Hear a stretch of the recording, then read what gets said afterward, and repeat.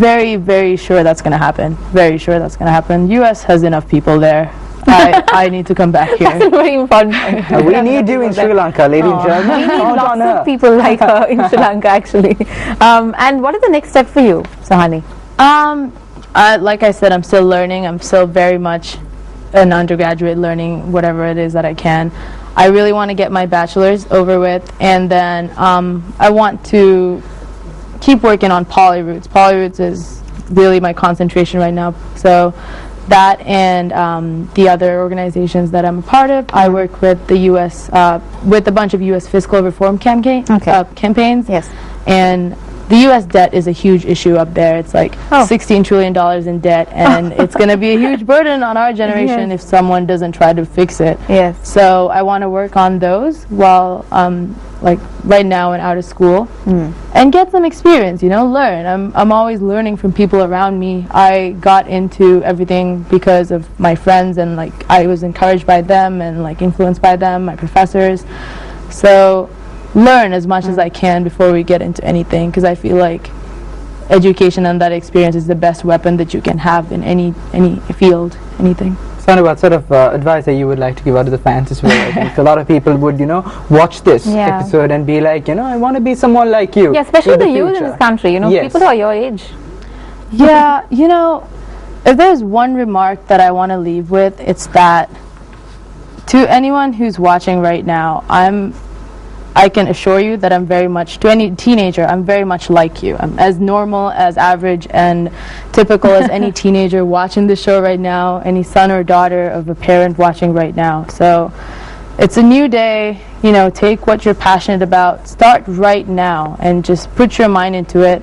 In a couple of months, or maybe even sooner, you'd be sitting right here talking about your journey. Because as long as you have the passion and drive to do something, anything is possible.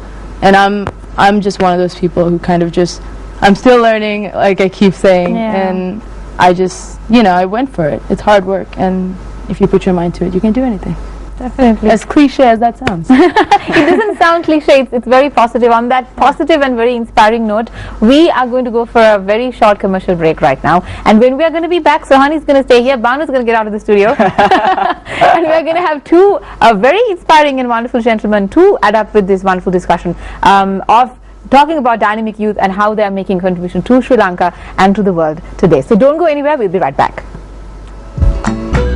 Welcome back to Good Morning Sri Lanka. We are still with Sohani Pera right now, and we have added a dynamic duo of gentlemen for our guest list today, and they are right now here sitting with me. Banu is unfortunately not with us because I have these wonderful guests to talk to. Like we mentioned before, we've been talking about academic excellence. We talk about young people who actually make a wonderful contribution to the society and who are trying to make a difference in Sri Lanka and outside Sri Lanka as well. So now we would really like to welcome. It's a very privilege to have you here. We have Sachin Parthalingam. That's right. Founder of Dialogue, and we also have Sakunda Ratnapriya, who is a co-founder of Dialogue, and Sachin is an undergraduate at the University of Cambridge. Very clever. Thank you. And Sakunta is a undergraduate of Rajiv Gandhi University of Health Science. So, which is very, very interesting. And why don't you tell us how you feel this morning? Well, to be honest, I get up every morning at 10. So yeah, it's a very difficult morning indeed, I should say. I don't know about Sakunta. Well, I wake up quite early to get off to work. So different, change. Not the usual rushing for work with you all in the studio, having a good chat. Right. Good morning chat. Yeah, good. I'm glad that you guys are here, because Dialogue, very interesting word. What is it all about? Well, Dialogue basically stands for Dynamic Dialogue. Yes. And what it is it's a non-profit youth-driven discussion forum, basically. So what we want to do is we take pertinent social, economic issues and then try and kind of initiate the public discussion on it and trigger the public debate, because we find that there is a general apathy amongst the public to engaging in effective dialogue, and we want to kind of foster that and provide some kind of fodder through which we can bring our country into a stage where dialogue and discussion is promoted. So Dynamic dialogue, who came up with this? Well, we came up with it with our other members of the board. Yes, tell us about them. Well, we have members from all over, international schools, national schools, Right. and they have contributed greatly towards this idea. It's great to have several personalities from different schools represent different ideas And background. yes, backgrounds, of course. And like Sachin mentioned, our primary focus lies in firstly creating awareness on these particular issues, and then moving on to getting the public to engage in good debate, Yes. and come to their conclusions with a lot of more reasoning than they would usually do. When you mentioned public, what sort of audience do you really aim for? Is it the general public? Is it the young ones? Or I think it's the general public. Yes. I mean, although we are youth driven, our goal and our target audience would be any citizen of Sri Lanka who is simply interested in being an active citizen and discussing the issues at hand that need to be discussed. So we don't have a set domain as such, but yeah. Yes, we don't have a particular target audience, but we would love the youth to join in this initiative, while of course the general public is the adults also. Yes. Just adding on to what Sakunta said, I mean, one thing we want to stress is that we do not have to have a doctorate or a PhD to get involved in the discussion of important national issues. I mean, that's why we want to kind of stimulate youth initiative from the grassroots level and kind of end this culture of subservience that kind of exists. that's, I think, something to do with even what Sohani said in Sri Lanka. There's this people are prone to actually believe that the youth are not able to do anything until they get qualifications, written qualifications. Yeah, that's in every field according to what we see in society. So I think that's very important what you just said. Sohani, why don't you what do you think about this? Well, it's funny because I came here and I was talking to them before and I was like, oh, so what do you guys do? It's like, oh, we founded Dynalog. I was like, no way, because I knew about Dynalog. So you're doing your job because I knew about you before. Hopefully. And I was so proud when I first heard about the whole initiative. I could not have been prouder because they're so young and so full of ideas and energy that they're putting into this huge effort. And like they mentioned, they come from all parts of Sri Lanka. And with that comes a lot of diversity and a lot of ideas, and they're doing a fantastic job so far, and I'm very proud, honestly. Thank you. Yeah, of course. We are, and indeed, and I'm sure the youth out there who are watching must be really eager to know how do we get involved in this? Well, basically what we have is we have a team of volunteers, and so any member of the public, regardless of age, regardless of language, because we are a trilingual forum, can subscribe to our website and sign up to our volunteer list, and then you'll be called up to engage with the discussion, basically. It's not hard at all. I mean, we have a Facebook page, we have a website that's up and running. Right. And our first issue actually, this is our inaugural issue, our first theme, because we've been operating. Yes, please mention that. I actually wanted to ask you that question. What is the inaugural issue? It's actually addressing income disparities and poverty alleviation in post-war Sri Lanka. So that's our first theme for this month, it's July.